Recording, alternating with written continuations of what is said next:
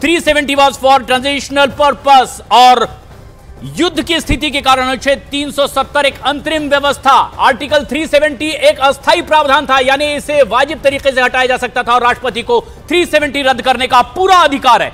बड़ी खबर, सीजीआई ने कह दिया कि राष्ट्रपति ऐसा कर सकते हैं। अमिताभ सिन्हा हमारे वरिष्ठ सहयोगी इस वक्त हमसे सीधे जुड़ रहे हैं। अमिताभ, जिस बात को लेकर विवाद था, अब तस्वीर साफ होती हुई सीजीआई ने कह दिया कि अस्थायी था और इसे जिस तरह से हटाया गया, अब बात वहां तक पहुंच रही है कि क्या उसका तरीका सही था या गलत, फैसला आना शुरू हो चुका है। देखिए, ये विपक्ष के सामने एक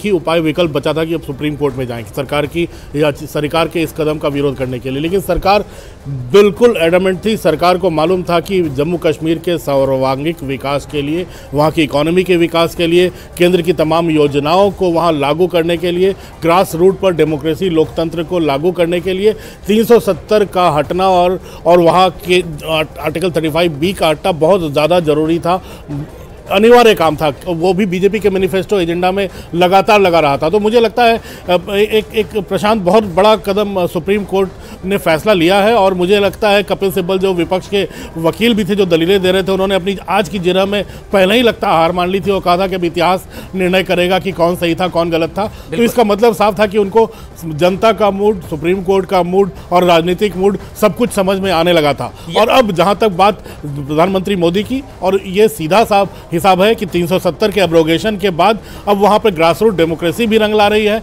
डीडीसी के स्तर पर चुनाव भी हो रहे हैं, वहाँ पर शांति व्यवस्था और केंद्र की जितनी भी योजनाएं वहाँ इंप्लीमेंट करने में आसानी हो रही है। तो मुझे लगता है प्रशांत, एक बड़ी शुरुआत पिछले 2-3 सालों में हो चुकी है, 2020 से लेकर अब तक, और आने वाले दिनों में यह सुप्रीम कोर्ट के फैसले के बाद कम से कम विरोध करने के लिए राजनीतिक और न्यायिक विकल्प कम से कम समाप्त।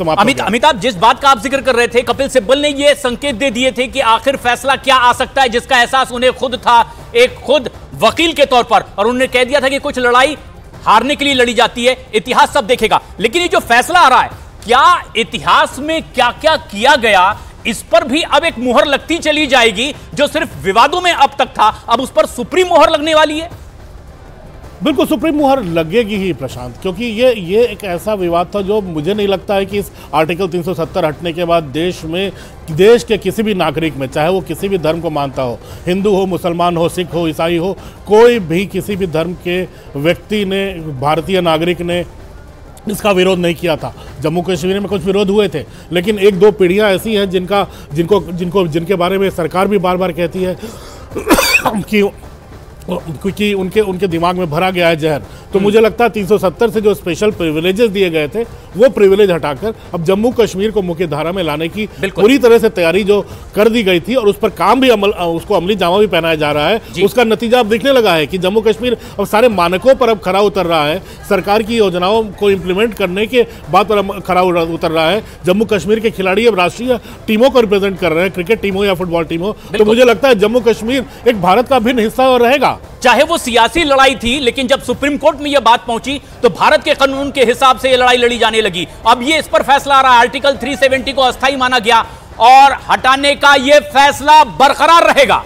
यह सुप्रीम फैसला है। 370 को लेकर सरकार ने जो कदम उठाया था, राष्ट्रपति शासन लागू किया गया, वो वाजिब था और 370 हटाया जाना आगे भी लागू रहेगा। इसमें कहीं भी कोई अवैधानिक कदम नजर नहीं आया। यह बड़ी खबर है इस वक्त की। लेकिन एक सबसे खास बात यह कि सुप्रीम कोर्ट की ओर से कह दिया गया, खुद सीजीआई ये पढ़ रहे हैं फैसला, और उसमें उन्होंने कहा है कि संविधान सभा का अस्तित्व जब समाप्त हो गया तो विशेष शर्त के लिए 370 लागू किया गया था, उसका अस्तित्व तुरंत खत्म हो जाता है। यानी राज्य में स्थिति बनी रहे जैसी बनी थी और इसीलिए अनुच्छेद ये जारी रखा गया था। लेकिन खास बात ये कि ये सही तरीका था या गलत, इस पर फैसला आ चुका है। उन्होंने कहा कि आर्टिकल 370 को हटाने का फैसला बरकरार रहेगा। मतलब जो कदम सरकार की ओर से उठाया गया वो कानून सम्मत था, भारत के संविधान के हिसाब से था, क्योंकि वो इस हिसाब से ही बनाया गया था कि जब जरूरत पड़ेगी यह अस्थायी है, इसे हटा दिया जाएगा।